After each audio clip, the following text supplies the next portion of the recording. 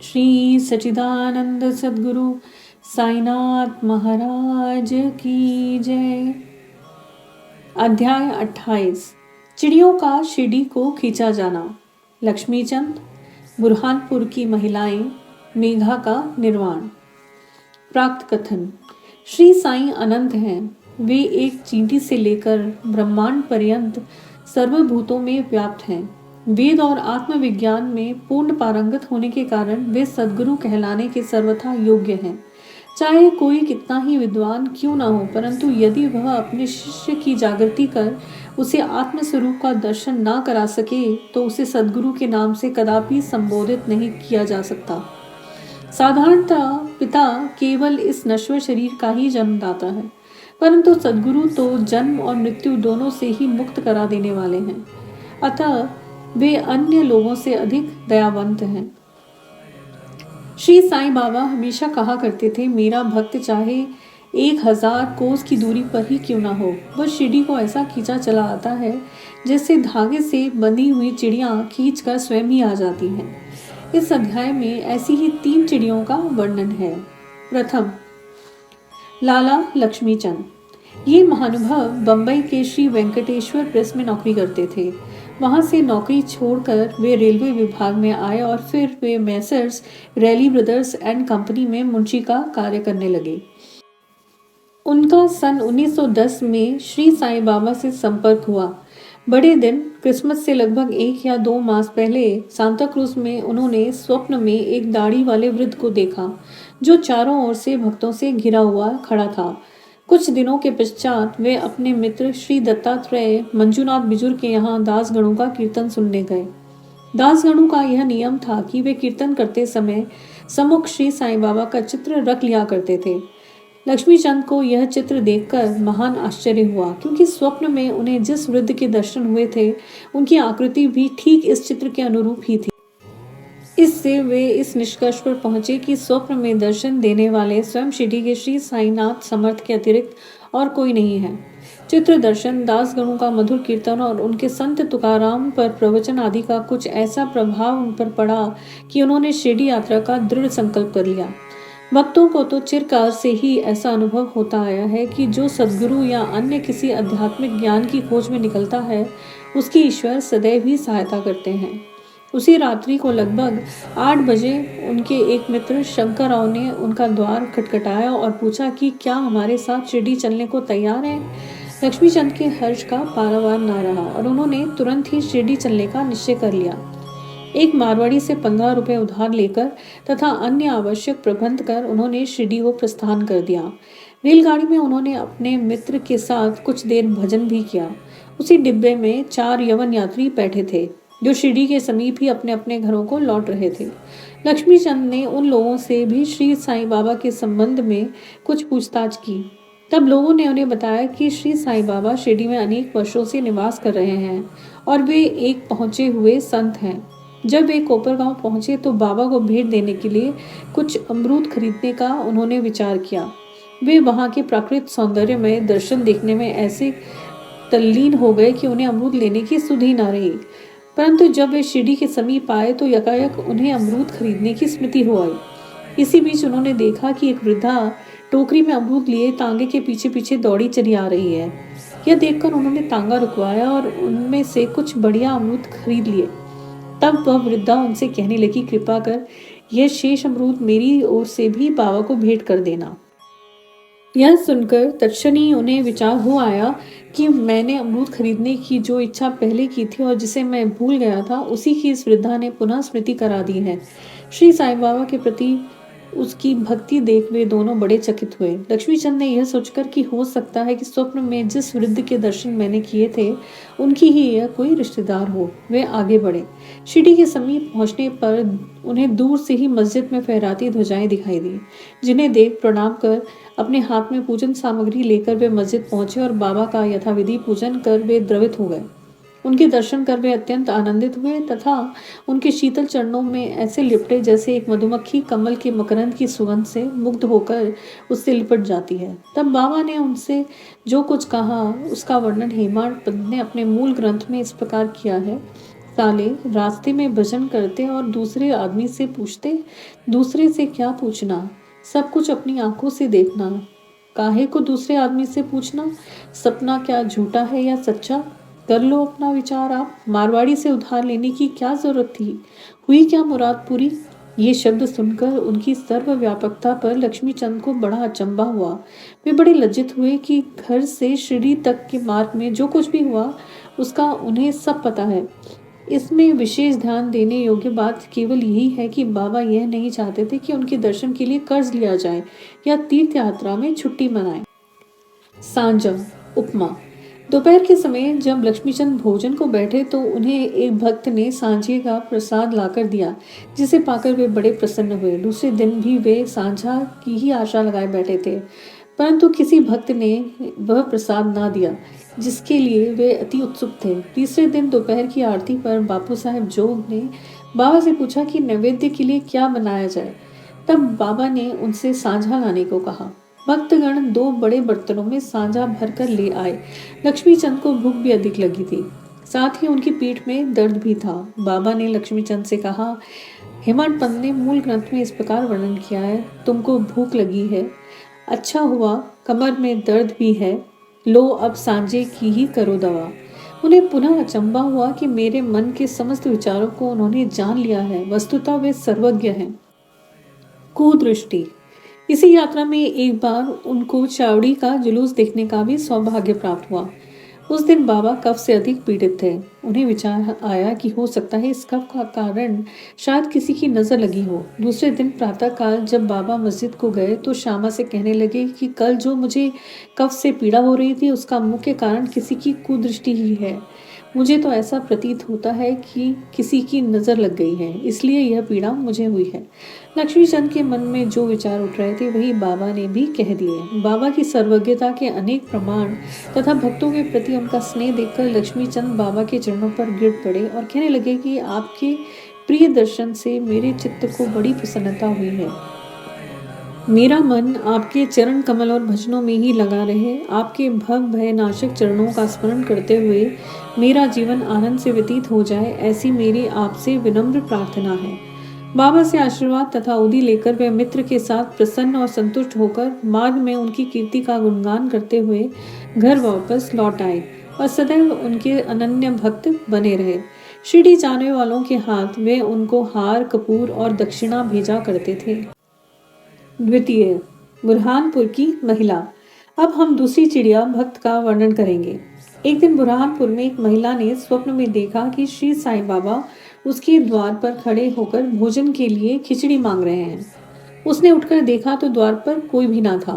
फिर भी वह प्रसन्न हुई और उसने यह स्वप्न अपने पति तथा अन्य लोगों को सुनाया। उसका पति डाक विभाग में नौकरी करता था। ये दोनों ही बड़े धार्मिक थे। जब उसका स्थानांतरण अकोला महाराष्ट्र का हुआ तो दोनों ने शिरडी जाने का भी निश्चय किया और एक शुभ दिन उन्होंने शिरडी को प्रस्थान कर दिया। मार्ग में गोमती तीर्थ होकर वे शिरडी पहुंचे और वहां 2 माह तक ठहरे। प्रतिदिन वे मस्जिद जाते और बाबा का पूजन कर आनंद से अपना समय व्यतीत करते थे। यद्यपि दंपति खिचड़ी का नैवेद्य भेंट करने को तो आए ही थे, परंतु किसी कारणवश 14 दिनों तक ऐसा संयोग प्राप्त ना हो सका। उनकी स्त्री इस कार्य में अब अधिक विलंब ना करना चाहती थी, इसलिए जब 15वें दिन दोपहर के समय वह खिचड़ी लेकर मस्जिद में पहुंची तो उसने देखा कि बाबा अन्य लोगों के साथ भोजन करने बैठ चुके थे। पर्दा गिर चुका है, जिसके पश्चात किसी का साहस ना था कि वह भीतर प्रवेश कर सके, परंतु वह एक क्षण भी प्रतीक्षा ना कर सकी और हाथ से पर्दा हटाकर भीतर चली आई। बड़े आश्चर्य की बात है, उसने देखा कि बाबा की इच्छा उस दिन सबसे पहले खिचड़ी खाने की ही थी, जिसकी उन्हें आवश्यकता थी। जब वह थाली लेकर भीतर आई तो बाबा को बड़ा हर्ष हुआ और वे उसी में से खिचड़ी के ग्रास लेकर खाने लगे। बाबा की ऐसी उत्सुकता देख प्रत्येक को बड़ा आश्चर्य हुआ और जिन्होंने यह खिचड़ी की वार्ता सुनी उन्हें भक्तों के प्रति बाबा का असाधारण स्नेह देख बड़ी प्रसन्नता हुई। मेघा का निर्वाण। अब तृतीय पक्षी की चर्चा सुनिए। विरमगांव खेड़ा जिला गुजरात का रहने वाला मेघा अत्यंत सीधा और अनपढ़ व्यक्ति था। वह राव बहादुर वी साठे के यहाँ रसोई का काम किया करता था। वह शिवजी का परम भक्त था और सदैव पंचाक्षरी मंत्र नमः शिवाय का जाप किया करता था। संध्योपासना आदि का उसे कुछ भी ज्ञान न था। यहाँ तक कि वह संध्या के मूल गायत्री मंत्र को भी न जानता था। राव बहादुर साठे का उस पर अत्यंत स्नेह था, इसलिए उन्होंने उसे संध्या की विधि तथा गायत्री मंत्र की शिक्षा दी।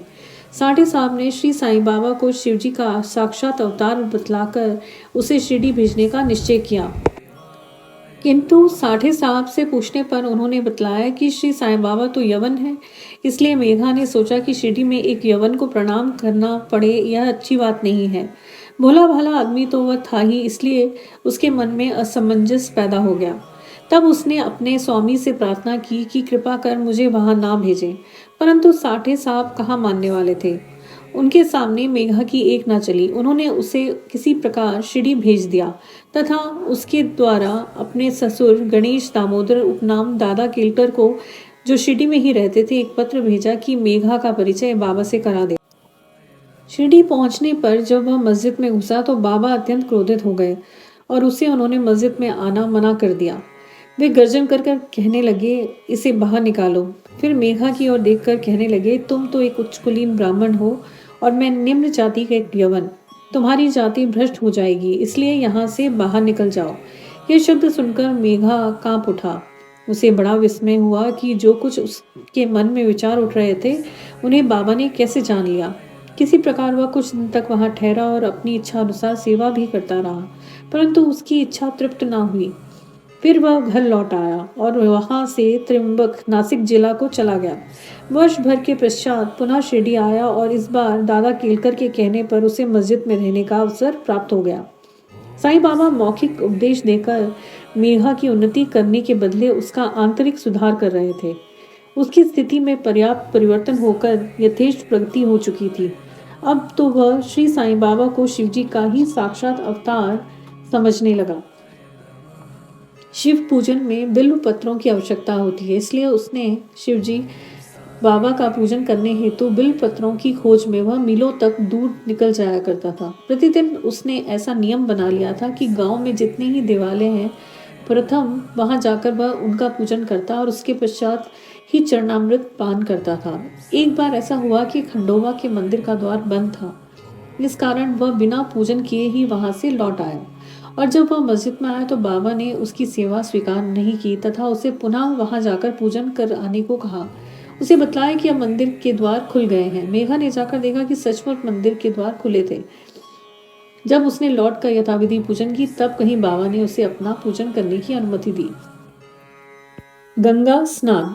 एक बार मकर संक्रांति के अवसर पर मेघा ने विचार किया कि बाबा को चंदन का लेप करूं तथा गंगा जल से उन्हें स्नान कराऊं। बाबा ने पहले तो इसके लिए अपनी स्वीकृति ना दी, परंतु उसकी लगातार प्रार्थना के उपरांत उन्होंने किसी प्रकार स्वीकार कर लिया। गोदावरी नदी का पवित्र जल लाने के लिए मेघा को 8 कोस का चक्कर लगाना पड़ता था। वह जल लेकर लौट आया और दोपहर तक पूर्ण व्यवस्था कर ली। तब उसने बाबा को तैयार होने की सूचना दी। बाबा ने पुनः मेघा से अनुरोध किया कि मुझे इस झंझट से दूर ही रहने दो। मैं तो एक फकीर हूँ, मुझे गंगा जल से क्या प्रयोजन।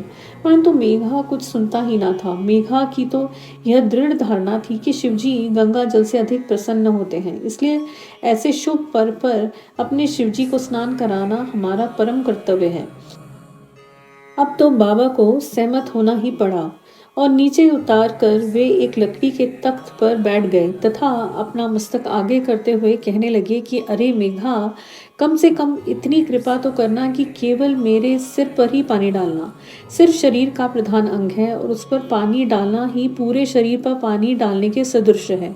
मेघा ने अच्छा अच्छा कहते हुए बर्तन उठाकर सिर पर पानी डालना प्रारंभ किया। ऐसा करने से उसे इतनी प्रसन्नता हुई कि उसने उच्च स्वर में हर हर गंगे कहते हुए समूचे बर्तन का पानी बाबा के संपूर्ण शरीर पर उड़ेल दिया और फिर पानी का बर्तन एक ओर रखकर वह बाबा की ओर निहारने लगा। उसने देखा कि बाबा को तो केवल सिर ही भीगा है और शेष भाग ज्यों का त्यों बिल्कुल सूखा ही है। यह देखकर उसे बड़ा आश्चर्य हुआ। त्रिशूल और पिंडी।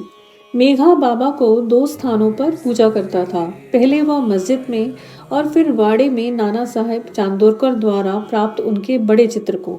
इस प्रकार यह क्रम 12 मास तक चलता रहा।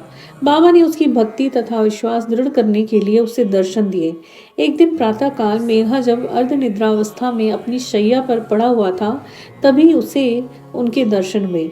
बाबा ने उसे जागृत जानकर अक्षत फेंकी और कहा कि मेघा त्रिशूल लगाओ। इतना कहकर वे अदृश्य हो गए।